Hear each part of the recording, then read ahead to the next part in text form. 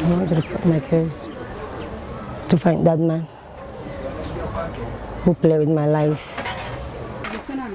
I want to find him because my life now is very hard. I don't have a life now.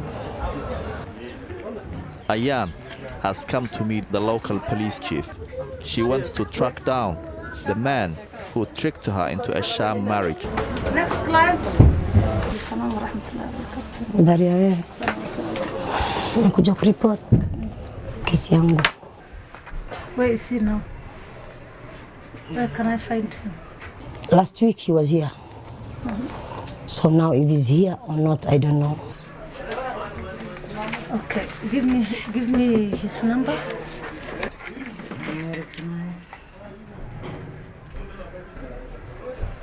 Hello, please can you come to my office?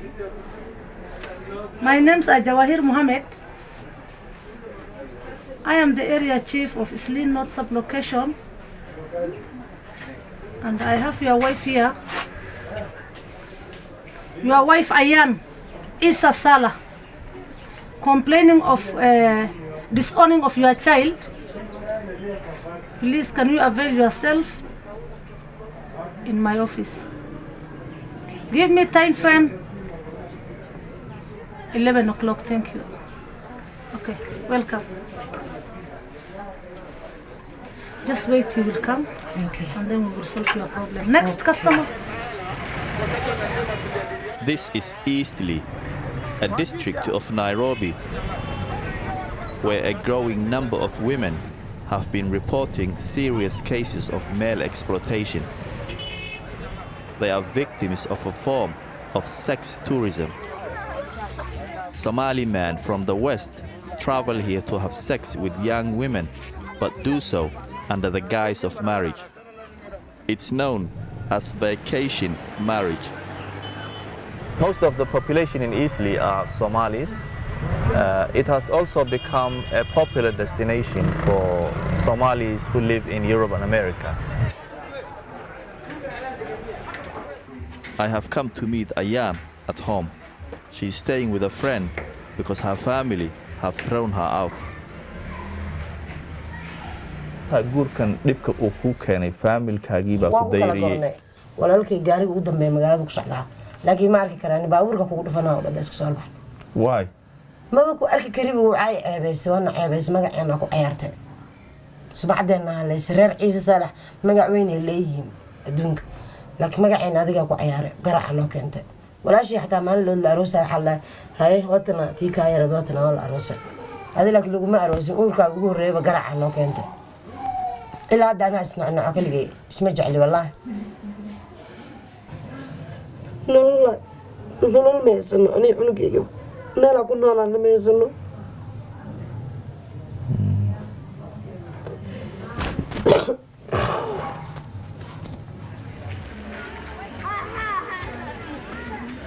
Displaced by war and poverty, many Somalis settled in the West, but they regularly travel back to East Africa.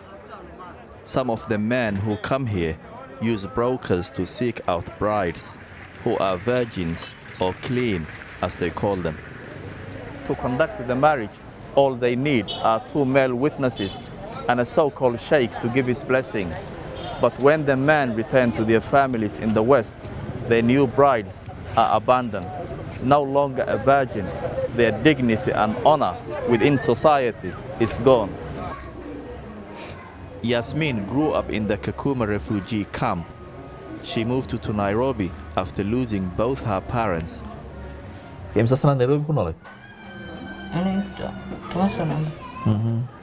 it's here she met a Somali man from London.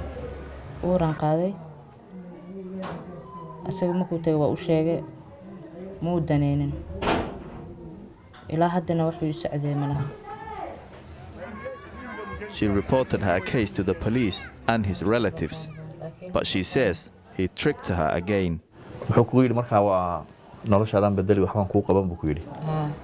anagoo planki ku jirno u dhahay guri soo raaso intee guri ma ka heshay isoo sheeg aan plankeen ku jirnay uu ii imaado idee gabar walaashay imaado cunuga keenan soo tusaa waa soo laabanayna waay ahayn waa u labisay caani waxaasaa ugu shubay u qaatay moobig dambe ma soo noqoninba. Police are trying to crack down on these so-called vacation marriages. But men know that dollars and a Western passport can often help them evade justice in Kenya. Hello children officer, how are you? Morning. I have a case whereby the person is an alien from Somalia. The father is nowhere to be seen. Every morning, women queue up to meet Jawahir Muhammad, the only female Somali police chief in Nairobi. She sees more than a dozen women a day complaining about male exploitation. Women here trust her because she understands their plight. So she gets this man, came from Europe. He promised her heaven, whereby he will not do anything for her. When he gets her, the few months that he's been given visa to stay in the country, he will stay with her and get the marriage. You know, he will take her to a sheikh, they will engage each other. This lady, she can get disease for first. She can get disease, she can get pregnant. And this man, when he goes back, he leaves her in a pathetic way. So, this lady, she doesn't know how to trace this man. This lady, she doesn't know the way forward. She is there to suffer alone.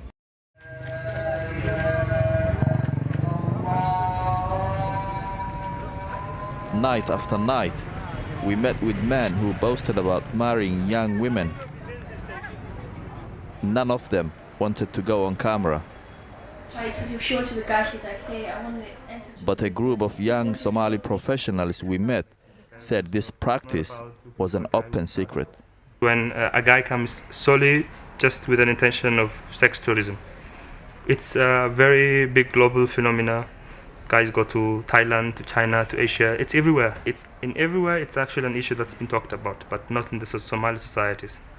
I believe girls have some bit to play. I mean, we can all say 100% men are the problem. Once this guy comes, her intention is to exploit as well. There's some girls who live below $1. They don't even have $1 to use for a day. That's so disheartening. So when this girl tries to change her life, tries to look for work, she goes to a guy, or the only thing that he sees, this girl is vulnerable. She has nothing. She came up to his door to look for work. So the only thing that he thinks first is, can I use you first? You get it? And some of these women end up in Eastleigh's red light district. It's where 17-year-old Jamila works.